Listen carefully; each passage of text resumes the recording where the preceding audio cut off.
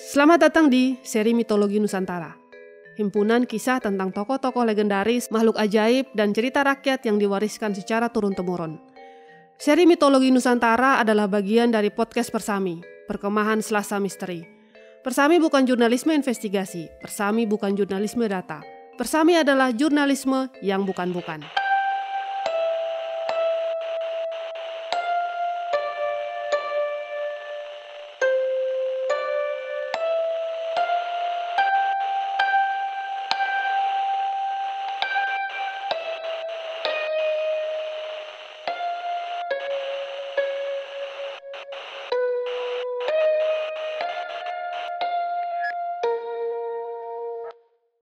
Ini adalah cerita yang aku dengar dari kakekku.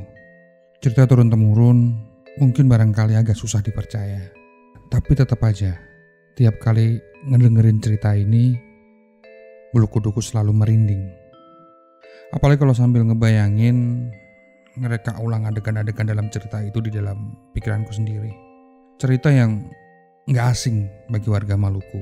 Aku emang bukan orang asli Maluku, tapi kakekku adalah asli Maluku. Lebih tepatnya dari sebuah desa kecil di Pulau Seram. Jika kamu sedang berkunjung ke Pulau Seram atau sedang mampir ke kota Ambon, coba deh ngobrol dengan orang lokal, orang setempat, lalu tanya soal legenda orang Bati.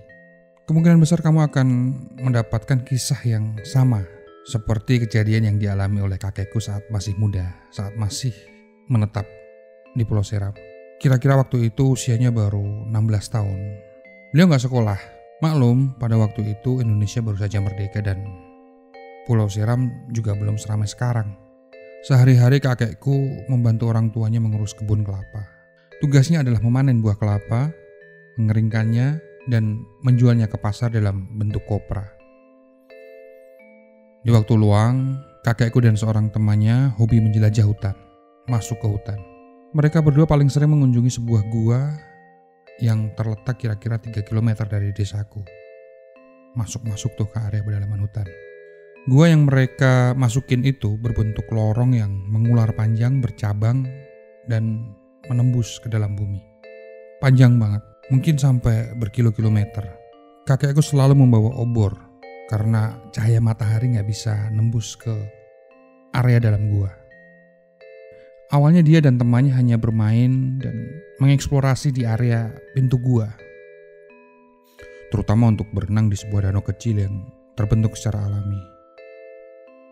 Namun, lama-kelamaan, keduanya tertarik untuk lebih dalam lagi mengeksplor gua itu. Dan saat itulah pengalaman yang menyeramkan itu terjadi. Hari itu kakekku dan temannya menyusuri bagian dalam gua. Ya, seperti biasa, membawa obor. Mereka tidak menyangka bahwa gua itu memiliki lorong yang panjang dan bercabang. Mereka pun berjalan pelan sambil terus mengamati sekitar. Benar-benar gak ada rasa takut atau was-was. Cuman ada rasa penasaran untuk masuk, lebih masuk. Ya, khas anak muda. Kamu pernah masuk ke dalam gua? Ya, gitulah suasananya.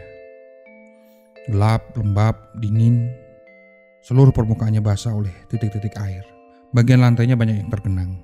Kakekku bilang, suasana di dalam gua benar-benar hening. Ia dan temannya hanya mendengar suara nafasnya sendiri, yang makin lama makin terengah-engah, dan suara tetes air yang menggema dari kejauhan. Gak terasa kakekku sudah berjalan cukup jauh, sudah cukup dalam. Dan mereka sadar sepertinya sudah cukup petualangan untuk hari ini. Lagi pula hari sudah menjelang sore. Mereka berdua harus segera pulang. Lalu mereka pun berbalik arah, kembali ke arah mulut gua dan pulang. Tapi baru beberapa langkah, tiba-tiba kakekku mendengar suara yang aneh, tapi masih samar. Dia memprediksi suara itu berasal dari sebuah lorong yang belum mereka lewati. Kakekku pun penasaran. Sementara temannya, nyalinya jadi ciut.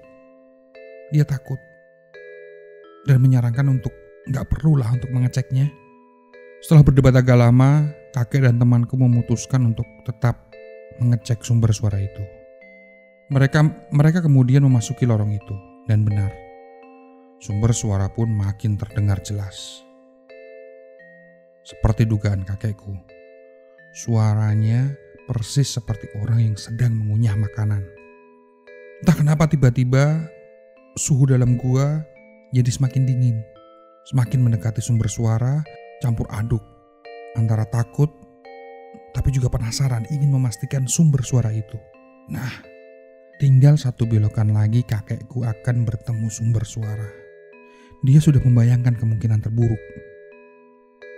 Misal bertemu orang gila atau pelaku kriminal yang sedang bersembunyi dalam pelarian. Yang dilihat oleh kakekku bukanlah manusia, melainkan makhluk yang sama sekali belum pernah ia lihat dan seperti sesuatu yang baru kabur dari neraka. Makhluk itu berwujud seperti manusia, tapi seluruh tubuhnya tertutup bulu yang berwarna hitam, mirip seekor kera. Dia punya ekor kecil tapi panjang dan ujungnya terlihat lancip. Bagian yang paling aneh adalah dia memiliki sayap. Ya, makhluk ini memiliki sayap yang terbentang lebar dari bagian lengan bawah sampai ke mata kaki. Bayangkan perpaduan antara manusia, kera dan kelelawar raksasa. Seperti itulah bentuknya. Makhluk itu terduduk membelakangi kakekku. Cahaya dari obor yang dipegang kakekku menerangi punggungnya.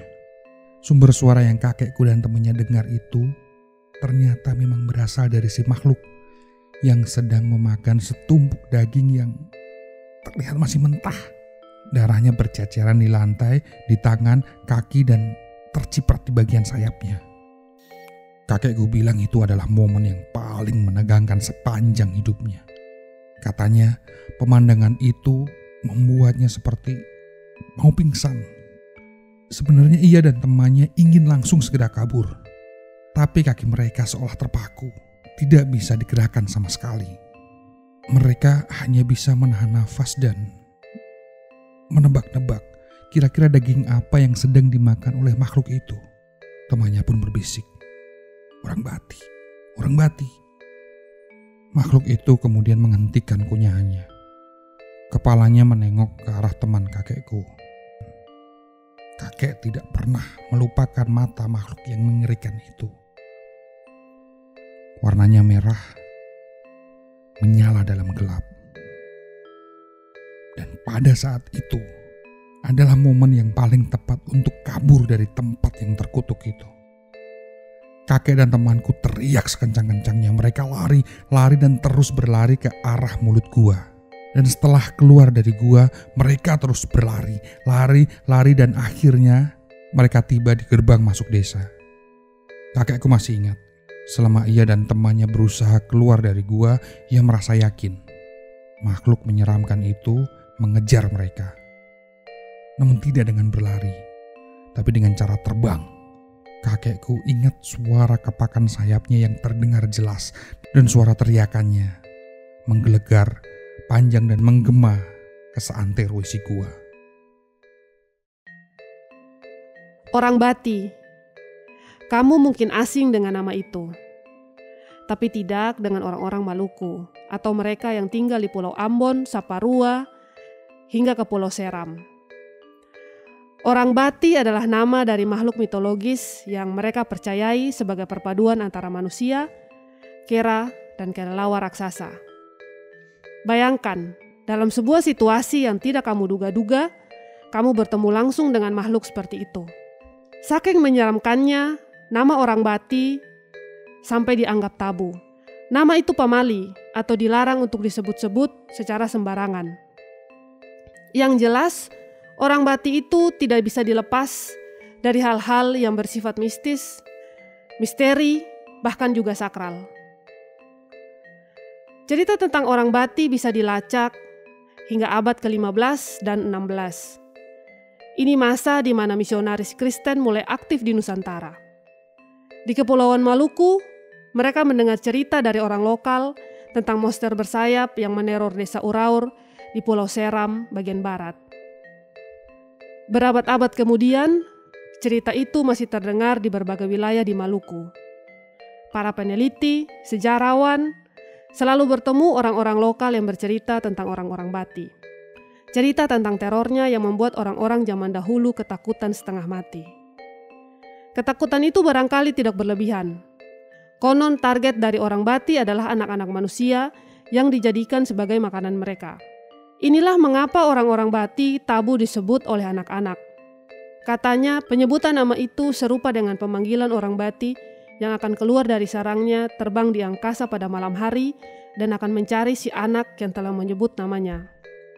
Saat dia sudah menemukan si anak yang kebetulan masih bermain di luar rumah, orang Bati akan menukik tajam, terbang dengan kecepatan tinggi, lalu menyambar si anak untuk dibawa kembali ke sarangnya. Target lainnya adalah hewan ternak milik warga setempat. Saat ada hewan ternak yang hilang dan tidak kunjung ditemukan, meski sudah dicari kemana-mana, kasus ini akan dikaitkan dengan legenda orang Bati. Inilah mengapa legenda orang Bati selalu dihubung-hubungkan dengan kasus orang hilang di Maluku. Penelitian dari Universitas Kristen Satyawacana pernah melakukan riset etnografi mengenai mitologi ini.